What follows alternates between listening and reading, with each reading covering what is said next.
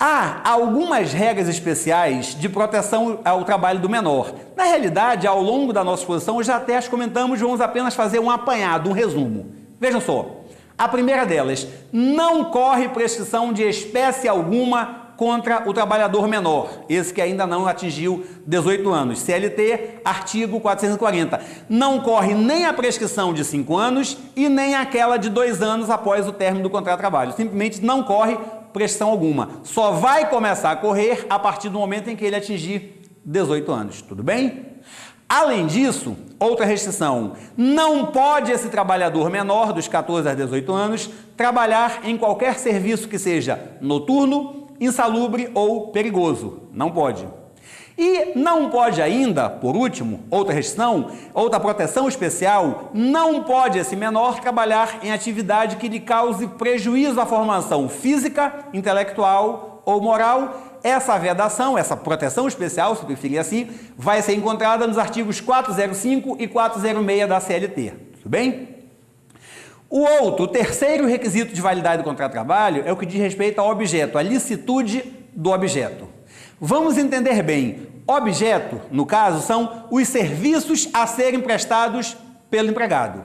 Esse objeto, quer dizer, esse trabalho a ser prestado pelo empregado, esse objeto deve ser lícito e deve ser livre, tá? Vejam só, a questão do objeto livre, nós vamos, ao final, fazer um comentário sobre isso. Em relação ao objeto lícito, eu posso botar o seguinte, é nulo o contrato, por exemplo, para que o trabalhador transporte drogas. O serviço que ele está prestando, o serviço prestado é ilícito, logo o contrato é nulo. O jogo do bicho, que sempre aparece em prova de concurso ou em exame da OAB, o jogo do bicho, o contrato é nulo. Por quê? Porque o objeto é ilícito, é uma contravenção penal, OJ 199 da SDI1 do TST. E aqui, meus amigos, vamos chamar a atenção para um negócio interessante. Você vai encontrar, se for pesquisar, decisões do próprio TST que reconhecem efeitos desse contrato celebrado para o jogo do bicho, o apontador do jogo do bicho. Algumas decisões dizem assim, mas a sociedade aceita. Se a sociedade aceita, então deve produzir efeitos. Mas veja, para fins de prova, esqueça isso aí. Para fins de prova, vale a posição já firmada na OJ 199 da SDI1. Jogo do bicho é contrato nulo, portanto, não deve produzir efeitos. Tudo bem? Nós vamos ainda encontrar uma diferença entre trabalho proibido e trabalho ilícito. Vejam só, o caso típico que aparece em prova é o do policial militar que trabalha como segurança.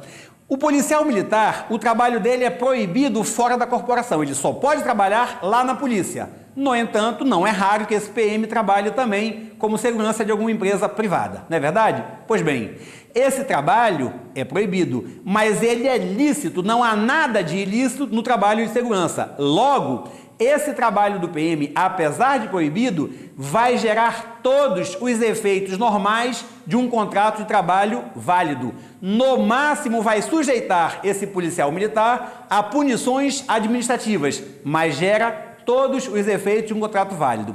Isso consta da súmula 386 do TST.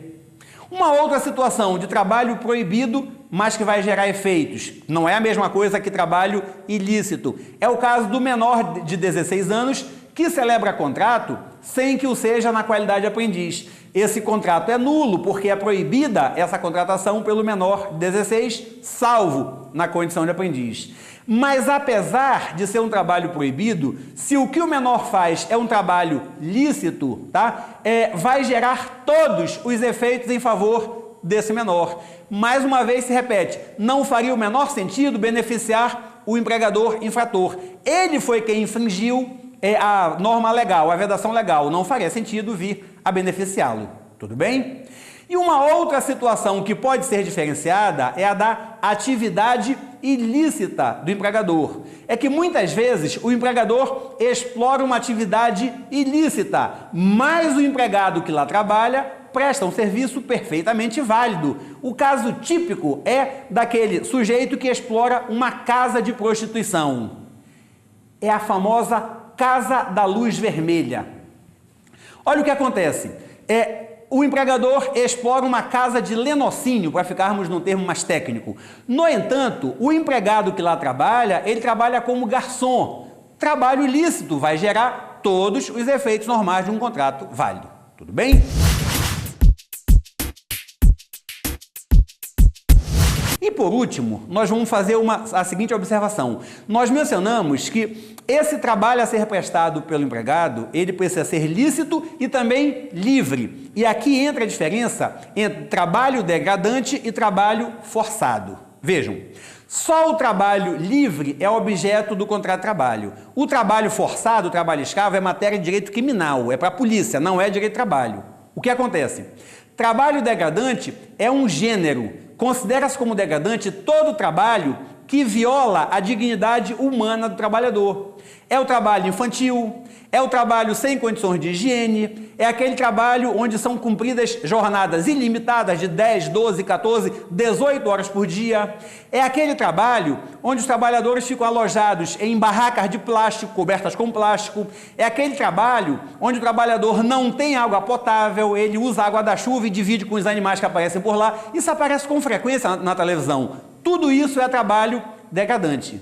Também é trabalho degradante aquele em que o empregado é mantido sob a mira de armas. Aponta-se uma arma e ele não pode sair do local de trabalho. Só que esse tipo específico de trabalho degradante é chamado de trabalho forçado. Então vejam, amigos, o trabalho forçado nada mais é do que uma das espécies do gênero trabalho degradante. Nesse trabalho forçado, o que vai caracterizá-lo é que o trabalhador não tem liberdade para ir embora, não tem liberdade para deixar o trabalho. Ele não está trabalhando porque quer. Na verdade, então, nem é contrato. O contrato pressupõe liberdade. Está trabalhando porque está sendo ameaçado para fazê-lo. Tudo bem?